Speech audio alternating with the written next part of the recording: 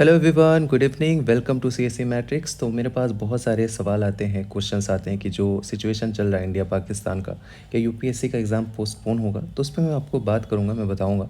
लेकिन उससे पहले मैं आप जो मतलब एस्पिरेंट हो, मैं उनका माइंडसेट में बताना चाहूँगा। देखो, अभी जो सिचुएशन है बहुत क्रिटिकल है। आप लोग डेली देखते होगे, हर 2 मिनट पे साइट पे देखते होगे, इधर उधर की न्यूज़ देखते होगे, फिर क्या चल रहा है, अभी क्या अपडेट आया, तो उसमें एनजाइटी होती है, कहीं मिस इन्फॉर्मेशन फैल रहा है, आपका खून खौल जाता होगा कि ऐसे ये कैसे बोल रहा है, ये तो ऐसा नहीं है।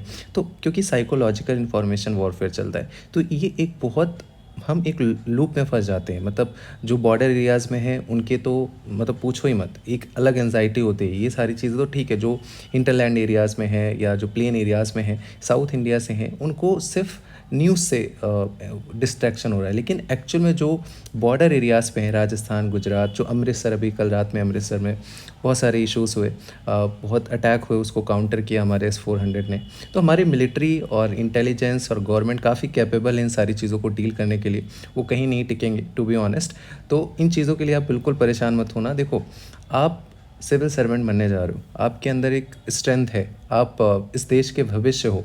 आपको नहीं घबराना है, आपको लीडरशिप लेनी है। देखो, लीडर का मतलब ये नहीं होता कि आप नेता बनो या सिविल सर्वेंट बनो तभी आप लीडर होगे। लीडर कहीं भी बन सकता है।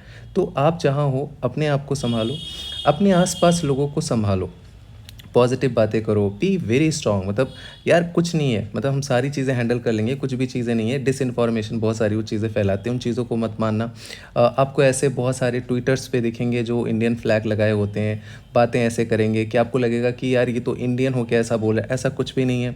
ये सारा इन्फॉर्मेशन वॉरफेयर का गेम होता है। ये एक तरीके से फोर्थ फिफ्थ जनरेशन वॉरफेयर जिसके हम बोलते हैं कि इन्फॉर्मेशन वॉरफेयर है, कि यहाँ पे नैरेटिव्स बनाए जाते हैं, उनके ट्रैप में आपको नहीं आना है।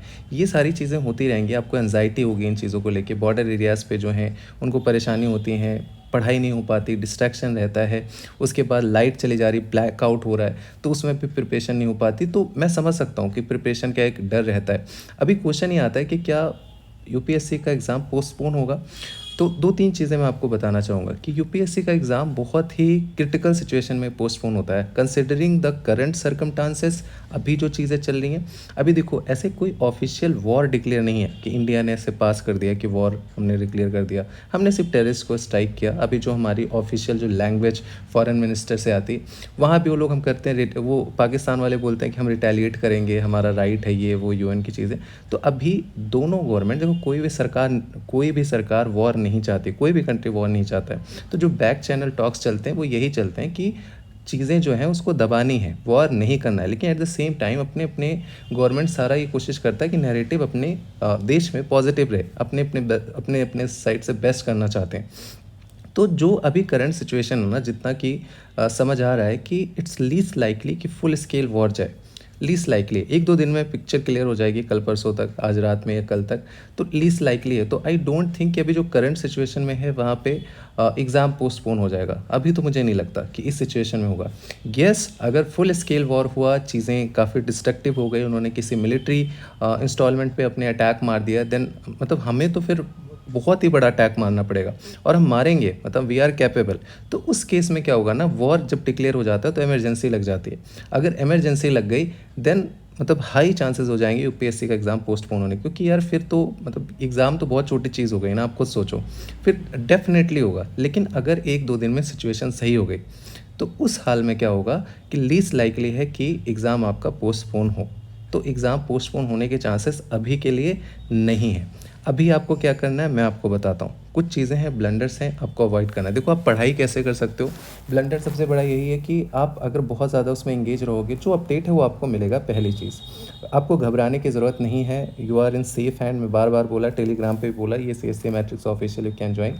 आप सेफ हैंड पे हो, आपको उसके लिए परेशान होने की ज़रूरत नहीं है। आपको पढ़ाई कैसे करनी है, आप वीडियोस देखो। अगर आपको न्यूज़ में आप मतलब लगे हुए हो कि आपको न्यूज़ देखना ही देखना है, तो आप सामने वीडियो चला के सुनो, वीडियो चला के देखो कि रेगुलर आपका वो फ्लो बना रहे। क्योंकि अगर फ्लो टूटेगा ना, तो आपको डबल एंजाइटी होगी कि आपकी पढ़ाई नहीं हो पा रही है और आप पैनिक मोड में चले जाओगे ये वॉर वाली सिचुएशन में, क्योंकि आपको वो लगेगा पूरा पूरा दिन ख़राब हो गया आपका। तो वो चीज़ें आपको अवॉइड करनी है, पहली चीज़।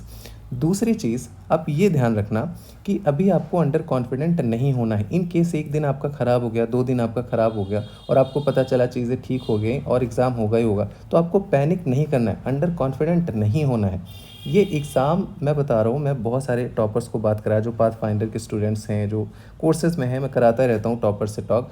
वो जानते हैं आईपीएस लोग, आईआरएस लोग, मतलब आईएएस लोग, हर एक इंसान जो 10 दिन बचता है ना, 15 दिन बचता है, सब अंडर कॉन्फिडेंट फील करते हैं, सबको डर लगता है। मैंने एग्जांपल्स बताया, मेरे दोस्त हैं एक आईपीएस हैं, वो परेशान रहते हैं, उनको लगता है यार पता नहीं क्या होगा क्या नहीं होगा, डरे रहते हैं एग्ज़ाम को लेके, प्री को लेके। तो अंडर कॉन्फिडेंट अगर आपके अंदर फीलिंग आ रही है, निगेटिविटी आ रही है, मैंने आपको बताया कि हम इंसान होते हैं, हमेशा निगेटिव की तरफ ज़्यादा बायस होते हैं, तो वो चीज़ें बहुत ही स्वाभाविक है, बट उसको अपनी वीकनेस मत बना लेना। उस चीज़ को आपको काउंटर करना है, उस चीज़ को एक्सेप्ट करो, ठीक है ये चीज़ें हैं, आप परेशान हो रहे हो, अंडर कॉन्फिडेंट हो रहे हो, डर लगता है, सबको लगता है, मुझे भी लगता था, मैं भी हर बारी प्रीलिम्स निकाला हूँ, लेकिन हर बारी डर लगता था कि मतलब यार कितने भी बड़े आप शाहरुख खान हो, लेकिन आप डरोगे ज़रूर, वो चीज़ें रहती हैं। तो आपको घबराना नहीं है, इन चीज़ों को लेके आपको परेशान नहीं होना है। आपने बहुत मेहनत करी, जितना आपने पढ़ा है इतना ही इनफ है एग्ज़ाम निकालने के लिए, इतना ही इनफ है। तो ये चीज़ें आप ध्यान रख लेना कि आपको ऐसे कुछ एक्स्ट्रा ऑर्डिनरी करने की ज़रूरत नहीं है। कुछ चीज़ें हैं जो आपको अवॉइड नहीं करनी है, ये चीज़ें ध्यान रखो। जैसे आप इग्नोर कर रहे हो पीवाईक्यूज़, वो आपको इग्नोर नहीं करना है, ये ध्यान रखना, क्योंकि पीवाईक्यू से आप पैटर्न सीखोगे, पीवाईक्यू से आप अपना माइंडसेट डेवलप करते हो, क्योंकि अभी आप मॉक टेस्ट के माइंडसेट में हो, आप मॉक टेस्ट लगाते जा रहे हो, लगाते जा रहे हो, लगाते जा रहे हो। उससे क्या होता है ना कि आपका दिमाग जो है मॉक टेस्ट जैसे चलना लगता है कि यार कोचिंग में तो इसमें डी सही था, कोचिंग में डी होता है, लेकिन हमने पीवाईक्यू एनालिसिस में देखा है, वीडियोस बहुत सारे यूट्यूब पे पड़े हुए हैं, डिस्क्रिप्शन में लिंक है, आप जहाँ से जाके देखना, उसमें आपने देखा डी जनरली नहीं सही होते हैं अगर वो फीचर्स बेस्ड क्वेश्चन। तो पीवाईक्यू से आपका माइंडसेट डेवलप होता है, और ये बेस्ट टाइम होता है आपका माइंडसेट डेवलप करने का, यही टाइम होता है आपको पीवाईक्यूज़ करने। पीवाईक्यूज़ आपको करने हैं सीसैट के भी, पीवाईक्यूज़ आपको करने हैं जीएस के भी। पीवाईक्यूज़ अगर आप इग्नोर कर रहे हो तो आप बहुत बड़ा ब्लंडर करो, बहुत बड़ा ब्लंडर करो। मैं फिर से कह रहा हूँ, नहीं अफोर्ड कर सकते अगर आप पीवाईक्यू इग्नोर कर रहे हो। तो पहली चीज़ आपको पीवाईक्यू नहीं करना है। तीसरी चीज़, आप एक बड़ा ब्लंडर कर रहे हो कि आप अभी भी मॉक टेस्ट दिए जा रहे हो। आपको लगता है कि मॉक टेस्ट देंगे तो सब कल्याण हो जाएगा, ऐसा नहीं है। मॉक टेस्ट सिर्फ टेस्ट के लिए होता है, मार्क्स के लिए घबराना नहीं। कितने सारे लोगों, कितने टॉपर सब बोलते रहते हैं कि 40 आए, 50 आए, इसमें 40 आए, कोई फ़र्क नहीं पड़ता। मेरे भी बहुत कम कम आए हैं, लेकिन वहाँ नहीं रुकता, वहाँ बहुत अच्छे मार्क्स आते हैं। तो आपको मॉक टेस्ट के मार्क्स से घबराना नहीं, मॉक टेस्ट आपको बंद कर देना है। जितना भी आपने दिया इनफ है। एक आध चाहो तो प्रैक्टिस के लिए दे लो कि कितने टाइम में दे रहे हो, नहीं तो पीवाईक्यू को मॉक टेस्ट जैसे यूज़ करो। पीवाईक्यू को ही मॉक टेस्ट बना लो कि 2023 के पीवाईक्यू लगाने, 24 के लगाने, देखो कितने जल्दी आप सॉल्व करते हो। तो इस पर आपको काम करना है, मॉक टेस्ट आपको देना बंद कर देना है। नाउ आपको बहुत ज़्यादा करंट अफेयर्स पे फोकस नहीं करना है। लोग की गलती क्या होती है ना कि करंट अफेयर्स को लाइन बाय लाइन एक एक अक्षर पढ़ने लगते हैं, उनको फोमो होता है, कहीं यहाँ से ना पूछ ले, कहीं वहाँ से ना पूछ ले, एक पॉइंट समझ में नहीं आया उसको गूगल पे सर्च करे। अरे क्यों?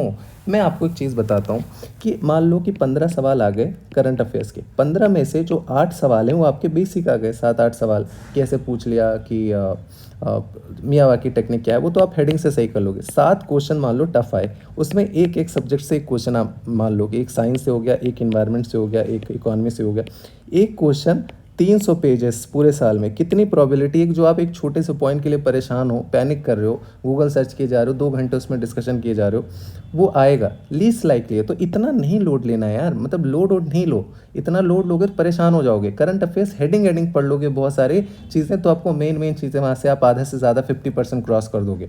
हेडिंग मैं आपको पीवाईक्यूज़ में दिखाया हूँ, पीवाईक्यू के ऑलरेडी कोर्सेज चल रहे हैं, 10 मई को ये सारी चीज़ें बंद हो जाएंगी। सो लिंक डिस्क्रिप्शन में, you can join any time. App भी है, वहाँ पे फ्री में पीवाईक्यूज़ कई साल के हैं, 1-2 साल के जो ट्रेंड है, आपको बेसिक अगर खुद से एनालाइज कर सकते हो जाके देखो, नहीं तो एटलीस्ट आपको 7-8 साल के तो करने ही हैं।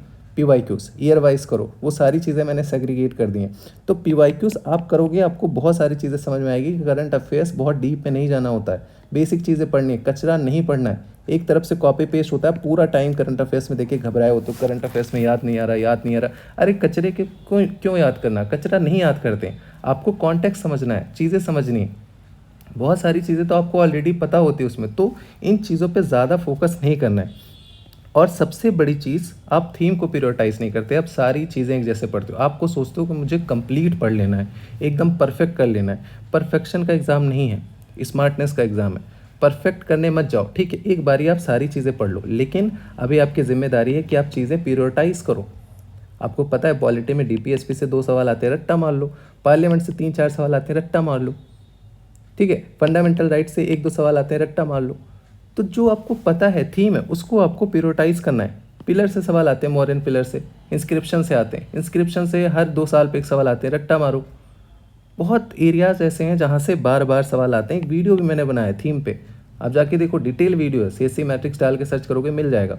बहुत सारी चीज़ें तो मैंने फ्री में ऐप पे करवा दी हैं, क्योंकि मैं चाहता हूँ कि पेड और फ्री वाला दोनों बैलेंस रहे। ठीक है, तो उसको आप जाके देखना। फिर एक ये है कि अभी मार्केट में बहुत सारे शॉर्टकट नोट्स आएंगे कि ये देख लो, वो देख लो, यहाँ से चीज़ें कवर हो जाएंगी, वहाँ से चीज़ें क्विकली रिवाइज़ कर लो। आप फिर क्या करोगे, जो आपकी अभी तक स्ट्रेटजी थी, आपने जहाँ से पढ़ा था, जो रिवाइज़ किया था, आपको अपनी चीज़ें ख़राब लगेंगी, आप जंप कर जाओगे उसमें पढ़ने में। उससे क्या होगा, कन्फ्यूज़न क्रिएट होगा।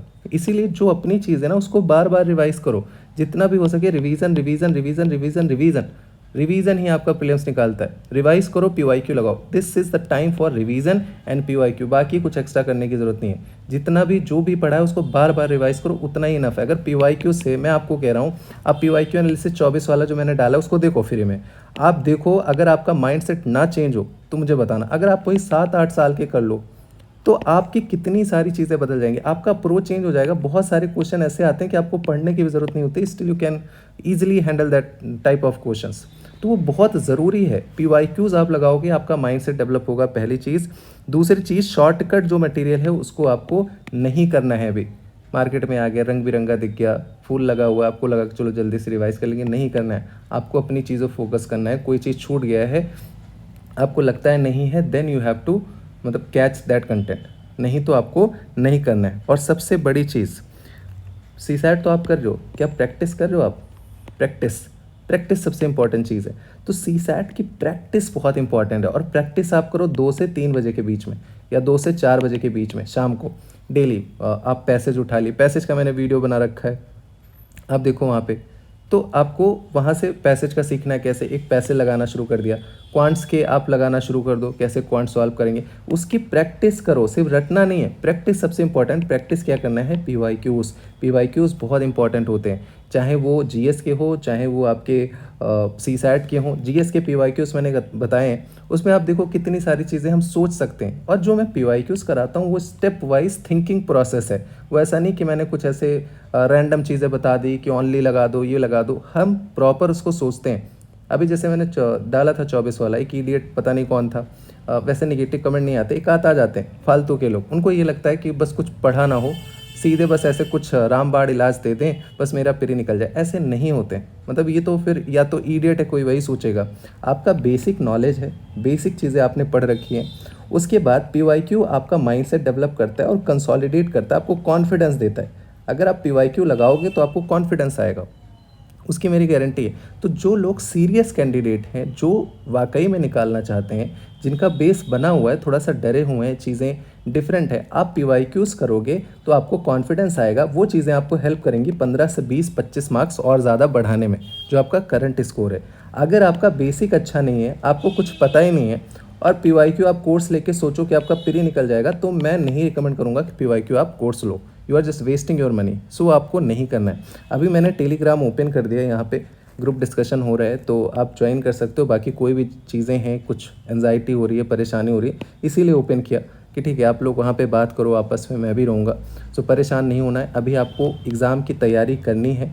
जब सिचुएशन काफ़ी ज़्यादा क्रिटिकल हो जाएगी, देन वी विल सी, तब यूपीएससी को पोस्टपोन करना ही पड़ेगा। बट अभी करंट सिचुएशन में लीस्ट लाइकली है। ये अपना टेलीग्राम चैनल है, इसको ज्वाइन करो। यहाँ पे आपको फ्री मटेरियल्स मिल जाएंगे। यहाँ पे पीवाईक्यू एनालिसिस के वीडियोस हैं, लिंक डिस्क्रिप्शन में कैसे ज्वाइन करना है। ये एनवायरनमेंट की सीरीज़ आप यहाँ से देख सकते हो फ्री में। मैपिंग की सीरीज़, वर्ल्ड मैपिंग पूरा हो चुका है, प्लेसेस इन न्यूज़ हो चुका है, ये सब जाके वहाँ पे पूरा देख सकते हो, फ्री की चीज़ें।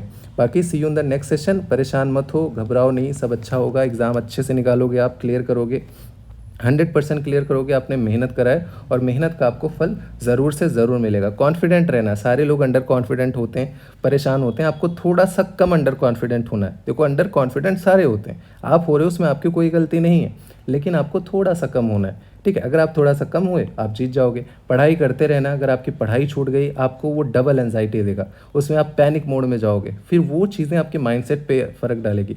माइंडसेट पे फ़र्क नहीं डालना है, छूट रही हैं चीज़ें, छूट जाने दो, उस टाइम पे उसको घबराओ मत। जहाँ से जब से शुरू किया, वहीं से शुरू कर दो।